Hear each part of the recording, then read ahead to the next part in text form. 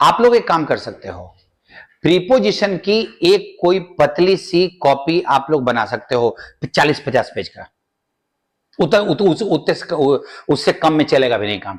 क्योंकि आज एक और टॉपिक इंट्रोड्यूस कर रहा हूं प्रीपोजिशन का, उससे कम में काम नहीं चलेगा, आपको चाहिए होगा।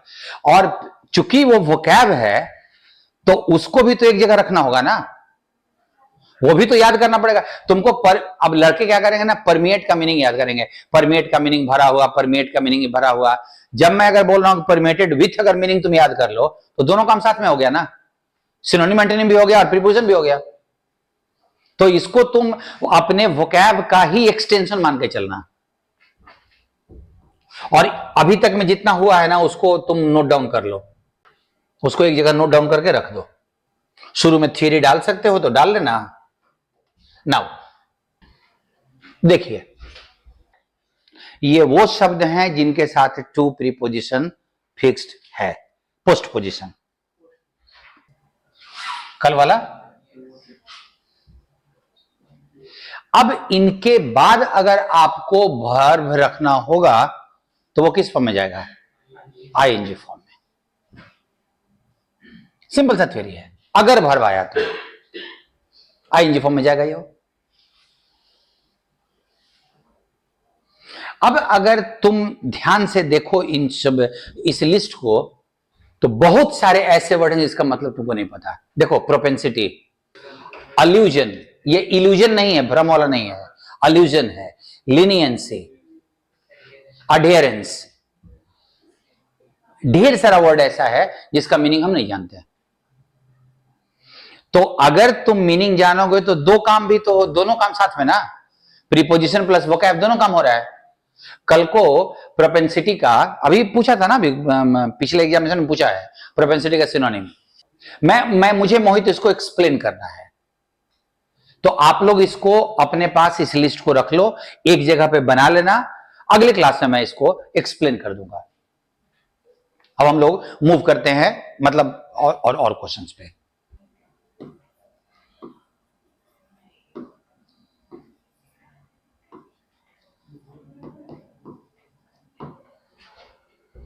सेंटेंस का मीनिंग चाहिए।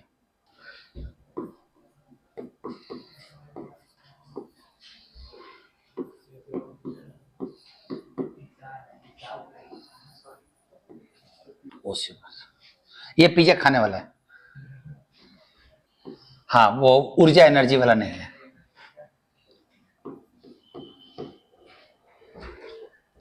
ये वही पिज्जा है, वही कोक है, टेंशन मतलब दोनों साथ साथ कहीं चला गया। मेरिन ड्राइव, हाँ, क्या क्या क्या क्या मीनिंग? कॉम्प्लीमेंट्री, ठीक है। क्या होता है कि इंग्लिश में एक चीज समझना, there is a concept called phrase. English में, मैं इंग्लिश में बात कर रहा हूं, कहां पे अभी किधर जाएगा वो बात कर, अभी हम बात करते हैं। एक फ्रेज होता है, phrase is a group of words.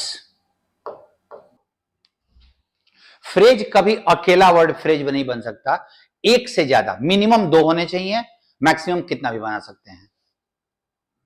इसको पूरे को एक यूनिट के तौर पे मानकर उसको फ्रेज कहा जाता है। अब ये फ्रेज तुम्हारी इंग्लिश में दो जगह मिलता है, एक ग्रामर में और एक वोकैबुलरी में।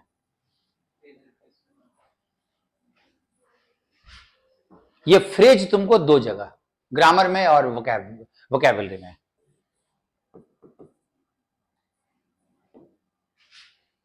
ध्यान से, there is a fountain in my house,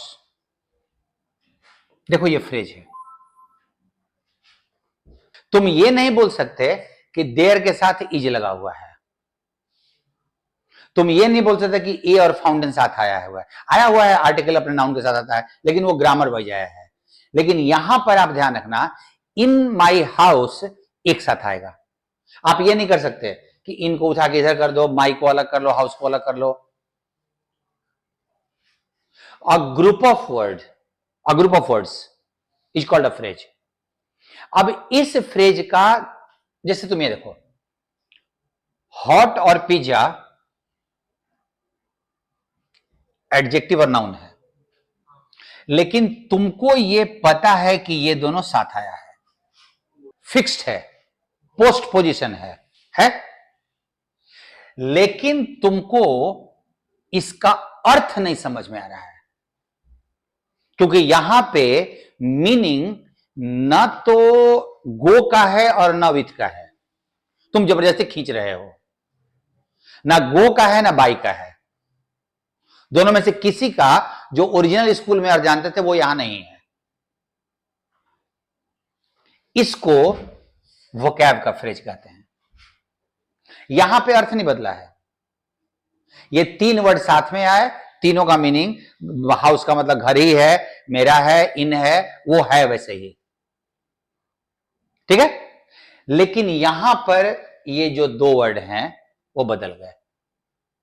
जैसे मैं अभी मॉर्निंग में यही कुछ फ्रेज की बात कर रहा था, कभी एक मैं लिखता हूं arrow in the quiver, arrow in the quiver, मैं आ रहा हूं मोहित, उस पे आ रहा हूं मैं धीरे से, बस नेक्स्ट स्टेप पे वहां पे आ रहा हूं। क्विवर होता है जो पहले राजा लोग, बाहुबली में नहीं पीठ पे लटका के रखे हुआ था, जिसमें तीर रखता था और तीन तीन निकाल के चलाता था, भाई बाहुबली वाला पहला नंबर 1, हाँ। तो वो जिसमें, उसको तरकश बोलते हैं, तरकश, उस तरकश में जिसमें तीर रखा जाता है उसको क्विवर बोलते हैं, और एरो का मतलब तीर होता है। लेकिन इसकी हिंदी या इसका अर्थ तरकश में तीर नहीं है, इसका अर्थ है किसी के पास उपलब्ध गुण।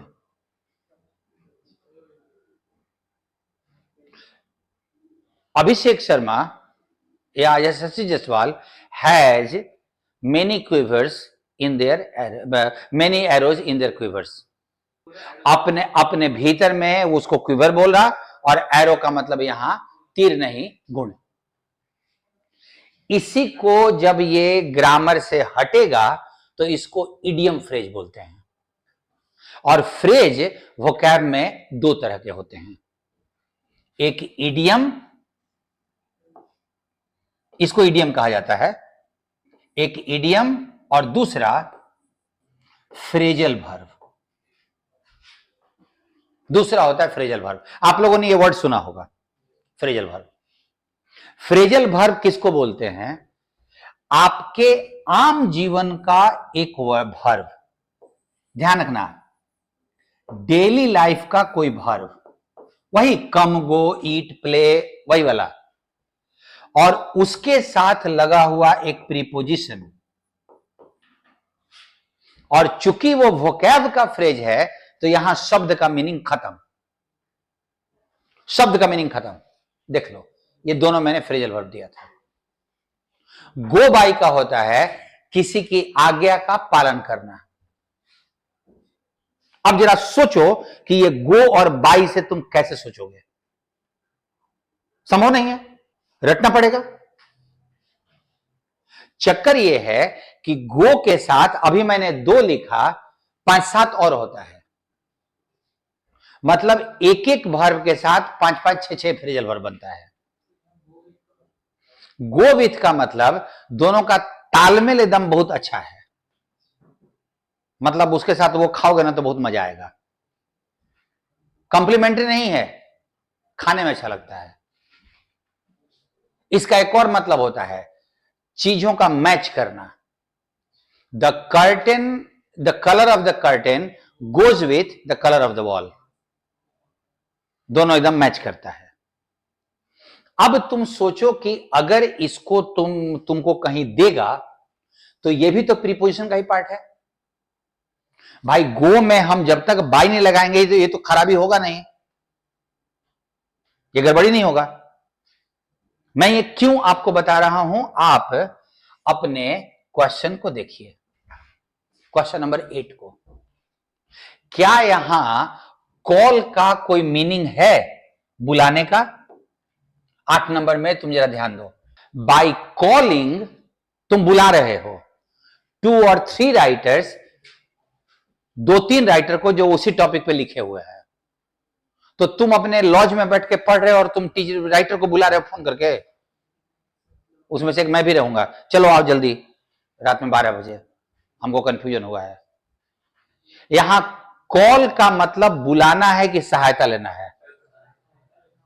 तो कॉल के साथ एक प्रीपोजिशन इन चारों में से आता है जिसका मतलब होता है किसी से हेल्प लेना या किसी से हेल्प लेने के लिए रिक्वेस्ट करना। अब तुम क्या करोगे? चारों होता है, कॉल के साथ फॉर भी लगता है, कॉल के साथ अप भी लगता है। अच्छा, कॉल अप का क्या मीनिंग तुम सोच सकते हो? छत पे बुलाना ना, जब कॉल का मतलब बुलाना हो गया और अप मतलब ऊपर, तो छत पे बुलाना हो गया। कॉल अप का मतलब होता है पुरानी चीजों को याद करना, recall.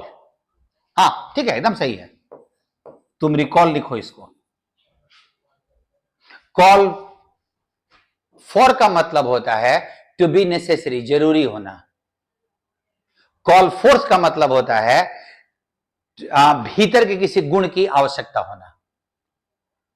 Difficult times call fourth your determination. जब मुश्किल समय आता है तो तुम्हारे भीतर से डिटर्मिनेशन की जरूरत पड़ती है। और कॉल अपॉन किसी से सहायता मांगना। कॉल फॉर का मतलब जरूरी होना। Your success calls for continuous labour, तुम्हारे सक्सेस के लिए कंटिन्यूअस लेबर की जरूरत है। लेकिन when we are in trouble we call upon God for help, हे भगवान सहायता करो। अब जरा सोचो कि तुम्हें जितना प्रीपोजिशन उसने दिया था, जो भी प्रीपोजिशन दिया, तुमको इसका देखो, उसने यहां दिया फ्रेजल वर्ब, यहां दिया नीड का यूज, और यहां दिया पोस्ट पोजिशन। एक ही में तीन थियरी। अब हम लोग क्या कैसे बनाते हैं, आप लोग का गलती कहां हुआ था? कॉल देखे कोई माइंड में फितूर चढ़ गया कि कॉल के साथ फॉर सुने हुए वही होगा, ऐसे ही बनाते हैं ना। तो जब तुमको फ्रेजल वर्ब दिमाग में क्लिक करेगा कि ये फ्रेजल वर्ब दिया हुआ था, तब तुम होश में संभालोगे अपने आप को कि रुक भाई, आता है कि नहीं आता है।